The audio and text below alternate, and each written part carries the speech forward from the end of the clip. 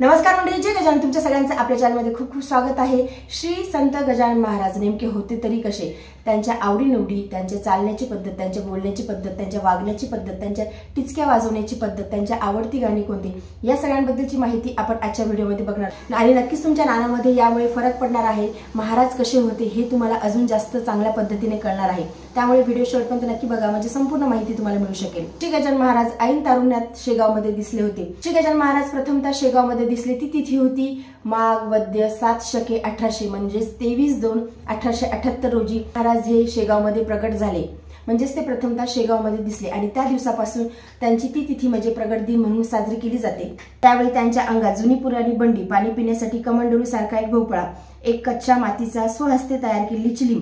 महाराज नेहमी दिगंबर अवस्थेत राहत असत, पण काही भक्त त्यांना आपल्या घरी घेऊन मंगलस्नान घालीत उंची कपडे व दागदागिने देखील परिधान करवित असत. पण ते फक्त तेवढ्यापुरतच ते कपडे ठेवत व नंतर काढून फेकून देत किंवा गर्दीतल्या लोकांना वाटून देत. त्यांना देहभान नसल्यासारखे भासत असे.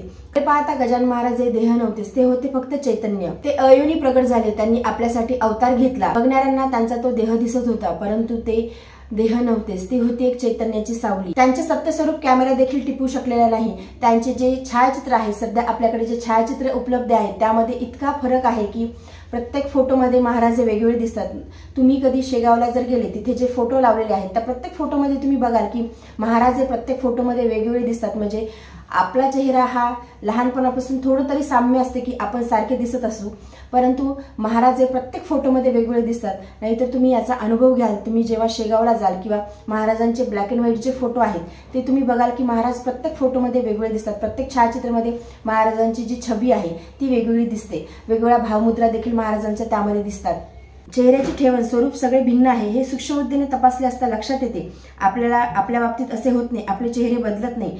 आपला 25 वर्षा आधीचा फोटो देखील कोणीही त्वरित ओळखतो व फारसे बदल त्यात संभवत नाही. यावरून स्पष्ट कल्पना येते की महाराजांची अनेक रूपे होती. त्यामुळे त्यांचे खरे स्वरूप टिपण्यास कॅमेरा देखील असमर्थ होता. त्यांना गजानन नानारूप असं म्हणावंसं वाटते. गजानन महाराज अयोनी संभव होते, म्हणजे त्यांनी तुमच्या आमच्यासारखा जन्म घेतलेला नाही. त्यांनी भक्तांच्या उद्धारासाठी केवळ निजलेले हा चैतन्य रूप देह धारण केला व भूतलावर अनेक लीला केल्यात. कोटी कोटी जणांचे कल्याण केले आणि अजूनही महाराज करत आहेत. नासाग्र दृष्टी, मृदा शांत, तपोल अंगी झळकत, प्राचीच्या बालविव्रत वर्णन किती करावे. मूर्ती अवघी दिगंबर, भाव मावळला आपपर, आवड निवड साचार राहिली न जवळी जयाच्या. महाराजांची देहदृष्टी ही सडसडीत होती. त्यांची उंची 6 फुटापेक्षाही जास्त होती. महाराजांचे जे हात आहेत ते गुडघ्यापर्यंत पोहोचलेले होते. म्हणजे महाराजांचे हात हे गुडघ्यापर्यंत असायचे.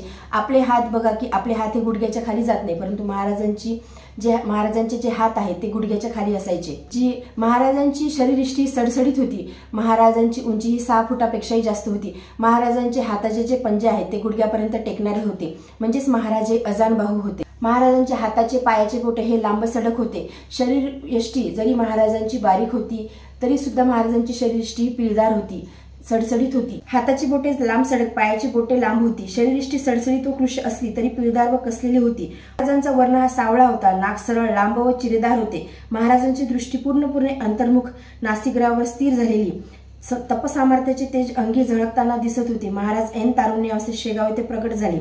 खरे पण योगी जसा त्यांचा महातपस्येनंतर तेजस्वी दिसतो त्याचप्रमाणे महाराजांचे तेज होते. महाराज ऐन तारुण्यावस्थेमध्ये शेगाव येथे प्रकट झाले, परंतु एक तपस्वी त्याच्या तपश्चर्यानंतर जसे त्याच्या चेहऱ्यावरती तेज दिसायचं तसंच तेज हे महाराजांच्या चेहऱ्यावरती नेहमी करता असायचं. चेहऱ्यावरती विलक्षण तेज होतं. महाराजांच्या दृष्टीला कुणीही दृष्टी भिडवू शकत नव्हतं, एवढं तेज त्यांच्या डोळ्यामध्ये देखील होतं. महाराज सहसा कोणाकडे बघत नसत व बघितलं तर त्यावेळी देखील ते अंतर्लक्षच असत.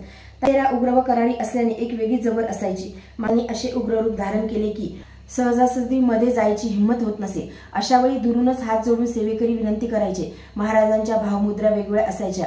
ते नेहमी ब्रह्मानंदी तल्लीन असले तरी भक्तांना दर्शन देऊनच ते तृप्त करीत असत. भक्तांच्या मनाचा ते अचूक वेध घेत असत. भक्तांच्या मनात काय चालले आहे हे जाणून त्यांच्या मनाचा ठाव घेऊन क्षणार्धात ते कृपा करीत किंवा त्यांच्या मनातील प्रश्नाला उत्तर देत. ते सहसा पाठमोरे बसून बोलत असत, पण हे बोलणे त्यांच्यासाठी असे त्याला ते अचूकपणे समजवं त्यांचे काम होऊन जाईल. न विचारता न बोलता ही सर्व क्रिया महाराज करीत असत. महाराज फारच कमी बोलत व बोलले तरी त्यांचे बोलणे असंबद्ध व गूढ असायचे. ते ज्याच्यासाठी असे त्यालाच त्या ब्रह्मशब्दाचे मर्म कळत असे. अन्यांना नाही। त्यांचे शब्द म्हणजे परवाणीतून पसरवणारे ब्रह्मशब्दच होते। ते बोलत असत, ज्या भक्तांवरती महाराज कृपादृष्टी करत असेल त्या गोष्टीचा मर्म फक्त त्या भक्तालाच कळायचा आणि महाराजांनी बोललेला शब्द इतका महत्त्वाचा असायचा की आपण त्याला काळ्या दगडावरची रेघ असं म्हणू शकतो आणि तो शब्द तेवढा भावशील देखील असायचा आणि भक्तांना त्याचा अनुभव देखील यायचा। महाराज कधी कधी शिवी देखील हसडत असत, ती देखील नेहमीच्या शैलीत। महाराजांच्या डोक्यावर केस नसत व त्यांची दाढी मिशी देखील फारशी वाढलेली नसे। खरे पाहता महाराजांना या गोष्टीचे भान नसे व त्याविषयी देणे घेणे नसे, पण महाराजांच्या सेवेत प्रत्येकजण तत्पर असे आणि महाराजांची दाढी मिशी देखील खूप अशी वाढलेली नसायची।